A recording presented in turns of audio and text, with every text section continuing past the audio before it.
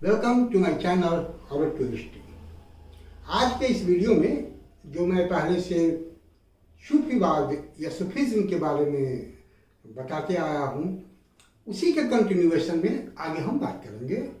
आज मुख्य रूप से दो मुद्दों पर बात करेंगे। एक तो ये जो सूफी शब्द है, इस पर इतिहासकारों में बहुत तरह के मतभेद हैं, अलग अलग विचार हैं कि ये सूफी शब्द कहाँ से आया, उस पर बात करेंगे। और दूसरा, सूफीवाद के उत्पत्ति में किन किन परिस्थितियों की, किन किन राजनीतिक, सामाजिक और आर्थिक परिस्थितियों की या विचारात्मक परिस्थितियों का योगदान रहा है, उस पर हम बात करेंगे। सर्वप्रथम, सूफी मत जो है वो एक आध्यात्मिक और रहस्यात्मक विचारधारा है। और जो ये सूफी शब्द है, इस पर अलग अलग इतिहासकारों के अलग अलग मत हैं। कुछ इतिहासकारों के अनुसार सूफी शब्द जो है वो अरबी भाषा के शफा शब्द से आया। शफा का मतलब होता है पवित्रता। और ऐसे संत जो विचारों में, आचार विचार में, रहन सहन में पवित्रता के द्योतक थे, जो पवित्र आचरण करते थे, उनको सूफी कहा गया। एक दूसरा मत भी है कि सूफी शब्द जो है वो शफ शब्द से आया है। शफ शब्द का अर्थ होता है लाइन, पंक्ति।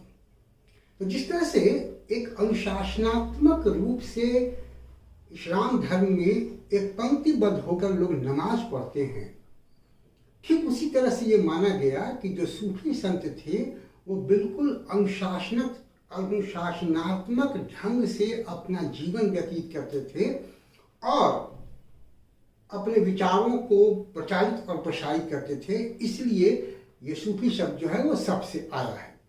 एक तीसरी विचार ये है कि सूफी शब्द जो है वो यूनानी भाषा के सोफिया शब्द से आया है।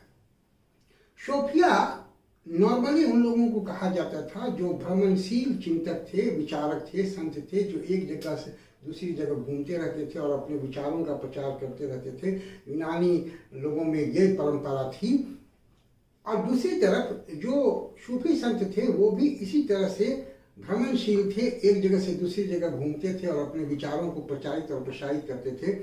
इसलिए ये माना गया कि कुछ विचारकों के अनुसार कि ये सूफी शब्द जो है वो सोफिया से आया है। लेकिन जो सबसे प्रामाणिक रूप से माना जाता है सूफी शब्द की उत्पत्ति के बारे में, वो ये माना जाता है कि सूफी शब्द की उत्पत्ति जो है वो सूफ शब्द से हुई है। अर्थात जो एक ऊनी कपड़ा होता है या ऊनी लबादा या ऊनी कंबल जिसको हम कहेंगे, तो ऐसे संत जो ऊनी लबादा या ऊनी कंबल को ओढ़कर अपने धर्म का प्रचार करते थे, उनको सूफी कहा गया। माना यह गया कि 8वीं शताब्दी में खुरासन और ईरान का जो क्षेत्र है, जहाँ ये सूफी संत अपने धर्मों का प्रचार करते थे घूम घूम कर, वो ठंडा प्रदेश था और उस वातावरण के कारण या वैसी जलवायु के कारण ये जो संत थे वो ऊनी लबादा ओढ़कर घूमते थे, इसलिए इनको सूफी कहा गया। ये सूफी शब्द की उत्पत्ति जो सूफ से हुई है, तो ये सूफ शब्द भी अरबी का ही शब्द है।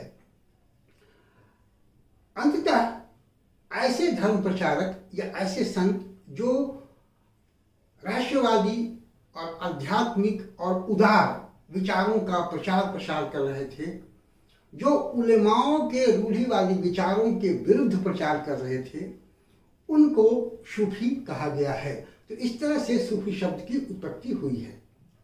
अब अगर हम सूफीवाद के उत्पत्ति के बारे में बात करें या उनके उत्पत्ति में सहायक तत्वों की बात करें, तो उस पर भी अलग अलग विचार व्यक्त किए जाते हैं।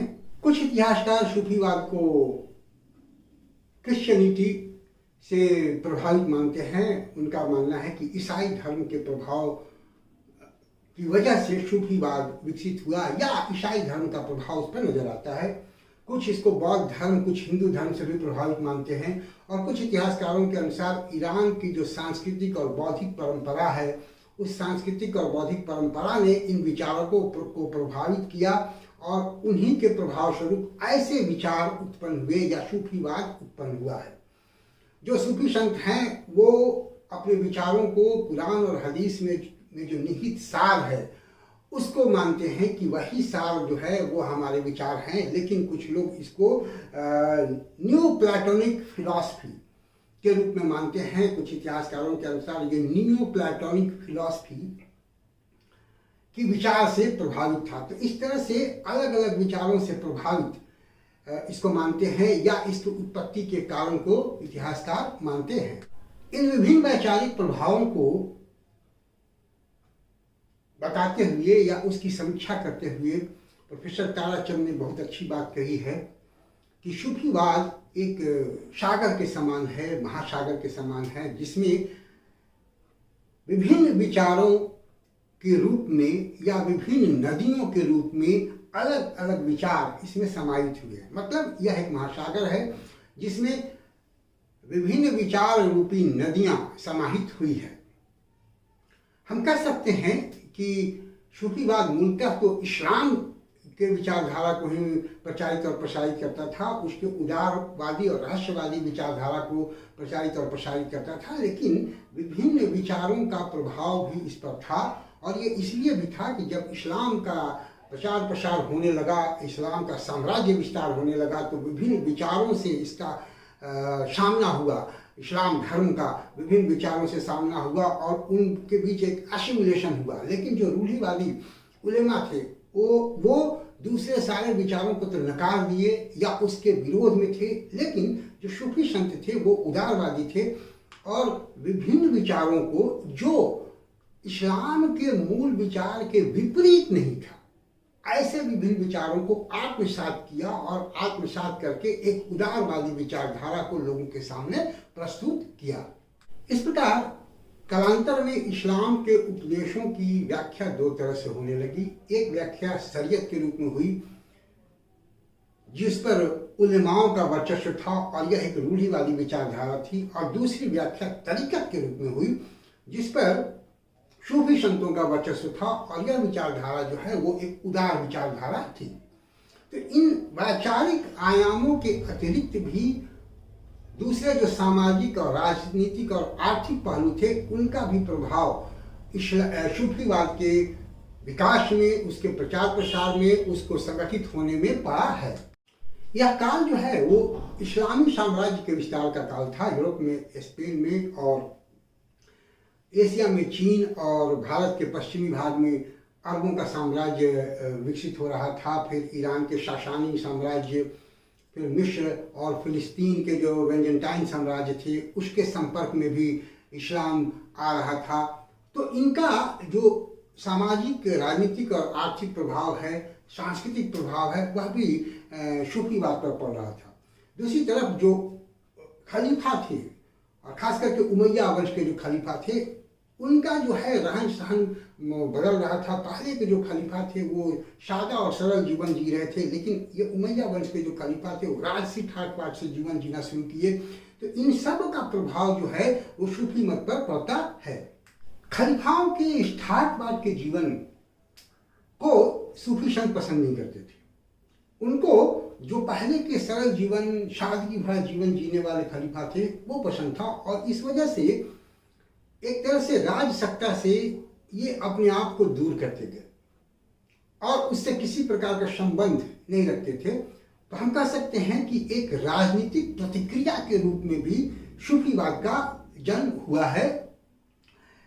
उमैया वंश का जो ठाट बाट था, जो एक नैतिक अवनति उनकी हो रही थी, इसके विरोध के स्वरूप भी सूफीवाद प्रबल हुआ है और सूफीवाद का विकास हुआ है। कुछ सामाजिक परिस्थितियां थी वो भी सूफीवाद के विकास में एक महत्वपूर्ण भूमिका निभाती है। जैसे अरब के जो राजा होते थे, अरब का जो बादशाह होता था, उसमें अहंकार की भावना आ गई थी और गैर अरबी जो मुस्लिम थे उनसे उनका एक भेदभावपूर्ण रवैया थे। और यह जो भेदभावपूर्ण रवैया है वो इस्लाम की मूल भावना के विपरीत है, क्योंकि इस्लाम की मूल भावना में बंधुत्व और समानता की बात की गई है। और ऐसे विचारक जो इस्लाम की इस मूल भावना से जुड़े हुए थे, बंधुत्व और समानता की भावना से जुड़े हुए थे, वो इन अरबी शासकों के खिलाफ हो गए थे या उनके इस सामाजिक नीति के खिलाफ प्रचार प्रसार कर रहे थे। और हम देखते हैं कि जितने भी सूफी संत हैं वो किसी भी तरह के भेदभाव का विरोध करते हैं और मानवता से उनका लगाव है, और मनुष्य चाहे वो किसी भी क्षेत्र का हो, किसी भी धर्म का हो, उसके साथ सूफी संत भेदभाव नहीं करते हैं। तो ये सामाजिक परिस्थिति भी थी जहाँ एक भेदभावपूर्ण रवैया शासक वर्ग के द्वारा अपनाया जा रहा था। ये परिस्थिति भी सूफीवाद के उत्पत्ति में अपना योगदान देती है। सूफीवाद के विकास में कुछ आर्थिक परिस्थितियां हैं, उनकी भी भूमिका रही है, वो भी महत्वपूर्ण रहे हैं। जैसे जैसे इस्लाम का साम्राज्य विस्तार होने लगा वैसे वैसे समृद्धि भी बढ़ी और एक गैप बढ़ने लगा अमीर और गरीब के बीच में। कुछ लोग बड़े समृद्ध हो गए, बड़े धनी हो गए, और कुछ लोग गरीब से गरीब होते गए। प्रतिदिन उनकी दरिद्रता बढ़ती गई और उनका शोषण होने लगा। तो जो एक इस्लाम की विचारधारा है समानता की, उस विचारधारा पर तो ये आघात था ही, और जो ये शोषण हो रहा था इसका विरोध सूफी संत कर रहे थे। दूसरी, जो धनी लोग थे, जो वैभव के घमंड में चूर थे, उनका इस्लाम के विचार के प्रति वो लगाव अब नहीं रह गया था। ऐसी परिस्थिति में सूफियों ने इस गरीबी को, इस दरिद्रता को गौरवान्वित करने का प्रयास किया। वो गरीबों की सेवा की बात की गई, धन के तिरस्कार की बात की गई सूफियों के द्वारा। इसके साथ ही मानव सेवा की बात की गई, दरिद्रता के उद्धार की बात की गई। तो इन परिस्थितियों में धन का तिरस्कार, दरिद्रता के उद्धार, मानव सेवा की बात, इन पृष्ठभूमि में हम सूफीवाद के विचार को समझ सकते हैं। अंततः हम ये कह सकते हैं कि सूफीवाद जो है वो एक क्रमिक विकास क्रम है। विभिन्न धर्मों से कुछ बातें जरूर ली गई, लेकिन हम ये नहीं कह सकते हैं कि इसको किसी भी धर्म से बोरो किया गया है। यह एक क्रमिक प्रक्रिया थी जो विभिन्न वैचारिक, सामाजिक, राजनीतिक और आर्थिक परिस्थितियों के कारण विकसित और प्रफुल्लित हुई थी, और यह विचार एक संगठनात्मक रूप में लोगों के सामने आया था। तो आज के इस वीडियो में इतना ही। उम्मीद है कि ये वीडियो आपको पसंद आएगा। पसंद आए तो आप इसको देखें, अपने दोस्तों को सजेस्ट करें, मेरे चैनल को सब्सक्राइब करें। Thank you for watching me. See you again with a new video.